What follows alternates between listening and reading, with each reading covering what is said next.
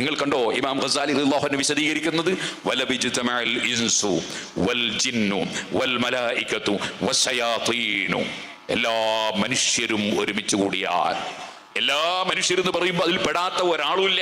മുഹമ്മദ് റസൂലുള്ളാഹി സ്വല്ലല്ലാഹു അലൈഹി വസല്ലം മനുഷ്യനാണ്, പക്ഷെ സാധാരണ മനുഷ്യൻ അല്ല. സാധാരണ മനുഷ്യന് ജിബ്രീൽ അലൈഹി സ്വലാമിനെ കാണാൻ കഴിയോ? ജിബ്രീൽ അലൈഹി സ്വലാമിന് ശബ്ദം കേൾക്കാൻ കഴിയോ? കഴിയില്ലല്ലോ. പിന്നെ കഴിയണമെങ്കിൽ ജിബ്രീൽ അലൈഹി സ്വലാം മനുഷ്യരൂപത്തിൽ വരണം. മനുഷ്യരൂപത്തിൽ വന്നാൽ ജിബ്രീലാണെന്ന് മനസ്സിലാവില്ല. അതുകൊണ്ടല്ലേ ഉമർ ഇബ്നു ഖത്താബ് റളിയല്ലാഹു അൻഹുവിന് മനസ്സിലാകാതെയായി പോയത്? ജിബ്രീൽ അലൈഹി സ്വലാം മനുഷ്യരൂപത്തിൽ വന്നു, മനസ്സിലായില്ല. നബി തങ്ങൾ പറഞ്ഞു കൊടുത്തു, അതാക്ക ജിബ്രായീൽ, വന്ന് ജിബ്രീലായിരുന്നു കേട്ടോ ഉമറേ, പറഞ്ഞു കൊടുത്തപ്പോൾ മനസ്സിലായി. അപ്പൊ അമ്പിയാക്കൾ അങ്ങനെയല്ല, അമ്പിയാക്കൾ സാധാരണ മനുഷ്യർ അല്ല.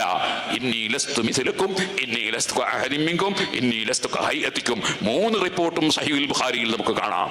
ഞാൻ ഒരിക്കലും നിങ്ങളെ പോലെയല്ല, നിങ്ങൾ ഒരാളെ പോലെയും അല്ല. ഓ സുഹൃത്തുക്കളെ, ഞാൻ പറഞ്ഞു വരുന്നത്, അപ്പൊ അമ്പിയാക്കൾ മനുഷ്യരാണ്, സാധാരണ മനുഷ്യർ അല്ല. അങ്ങനെ വരുമ്പോൾ ഇമാം ഗസാലി തങ്ങൾ പറയാൻ, മനുഷ്യന്മാര് മുഴുവനും ഒരുമിച്ച് കൂടിയാൽ അതിൽ പിന്നെ ആരും ബാക്കിയില്ലല്ലോ. അമ്പിയാക്കളും ഔലിയാക്കളും ഖുതുബീങ്ങളും എല്ലാവരും പെട്ട്. പിന്നെ ഗസാലി ഇമാം പറയാൻ, വൽ ജിന്നു, സർവ്വ ജിന്നുകളും ഒരുമിച്ച് കൂടിയാൽ. ഞാൻ മുമ്പ് വാഴക്കാട് പ്രസംഗിക്കുമ്പോൾ ജിന്നു സഹായിക്കും എന്നുള്ള വിശ്വാസം ഒറ്റ മുജാഹിദിനും ഇല്ലായിരുന്നു. ഇപ്പൊ കുറെ മുജാഹിദുകൾ ജിന്നിനെ വിളിക്കാന്ന് പറയുന്നവരുണ്ട്. ഇരിക്കട്ടെ, ഞാൻ പറഞ്ഞു, മാറ്റങ്ങളൊക്കെ അവിടെയാണ്, ഇവിടെ മാറ്റമൊന്നുമില്ല. നമ്മൾ അന്നും ഇന്നും ജിന്നിനെ ജിന്നായി തന്നെ കാണുന്നുണ്ട്, ഇൻസിനെ ഇൻസായിട്ട് തന്നെ കാണുന്നുണ്ട്. വൽ ജിന്നു, എല്ലാ ജിന്നുകളും ഒരുമിച്ച് കൂടിയാൽ, വൽ മലായിക, എല്ലാ മലക്കുകളും ഒരുമിച്ച് കൂടിയാൽ, ജിബ്രീൽ അലൈഹിസ്സലാം അടക്കം എല്ലാ മലക്കുകളും ഒരുമിച്ച് കൂടിയാൽ, വശയാതീൻ, അതേ ഇബ്ലീസ് അടക്കമുള്ള എല്ലാ ശൈത്താന്മാരും ഒരുമിച്ച് കൂടിയാൽ. ഇമാം ഗസാലി റളിയല്ലാഹു അൻഹു പറയും, എന്തിനാ ഒരുമിച്ച് കൂടിയത്? അലാ അൻ യുഹരികു ഫിൽ ആലമി ദർറതൻ, ഈ പ്രപഞ്ചത്തിൽ ഒരു അണുവിനെ ചലിപ്പിക്കാൻ, ഔ യുസക്കിനുഹാ, അല്ലെങ്കിൽ ഒരു അണുവിനെ നിശ്ചലമാക്കാൻ. എല്ലാ അമ്പിയാക്കളും ഔലിയാക്കളും എല്ലാ മലക്കുകളും എല്ലാ ജിന്നുകളും എല്ലാ ശൈത്താന്മാരും എല്ലാവരും ഒരുമിച്ച് കൂടി എന്തിന്? ഈ പ്രപഞ്ചത്തിൽ ഒരു അണുവിനെ ചലിപ്പിക്കാൻ. ഔ യുസക്കിനുഹാ, അല്ലെങ്കിൽ ഒരു അണുവിനെ നിശ്ചലമാക്കാൻ.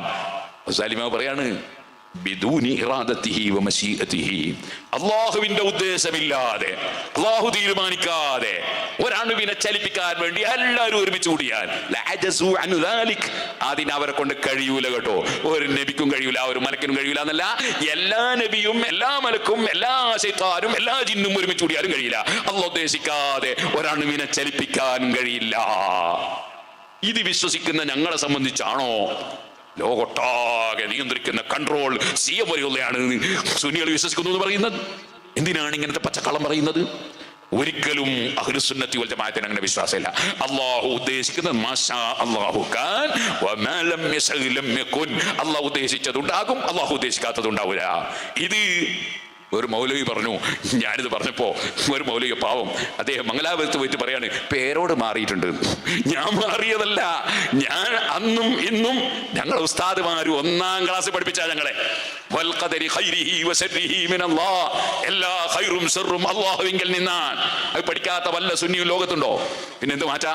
വൽ ഖദരി ഖൈരിഹി വശർരിഹി മിനല്ലാഹ്. ഹദ്ദാദ് ഓതാൻ തുടങ്ങിയിട്ട് ഞാൻ മീസാൻ ഓതുന്ന കാലത്തെ ഹദ്ദാദ് തുടങ്ങിയിട്ടുണ്ട്. ഞങ്ങൾ ഹദ്ദാദ് ചൊല്ലുന്നത് ബിസ്മില്ലാ വൽഹംദുലില്ലാ അൽ ഖൈറു വസ്സറു ബിമശീഅത്തില്ലാ. ഖൈറും ശർറും അല്ലാഹുവിന്റെ ഉദ്ദേശപ്രകാരമാണ്.